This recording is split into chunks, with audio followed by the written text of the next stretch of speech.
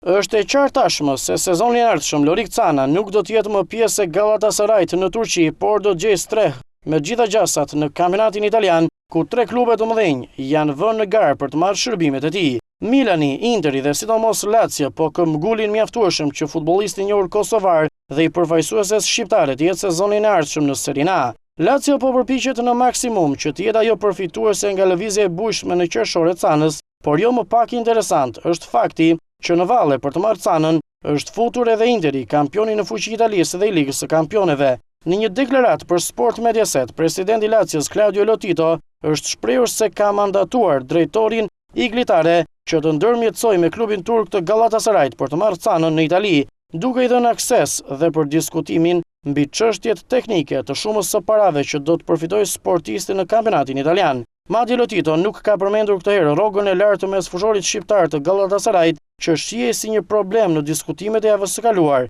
por faktin se klubi i madh i Istanbulit ka rritur në mënyrë të pabesueshme vlerën e kartonit të Canës nga 4.5 në 8 milion euro.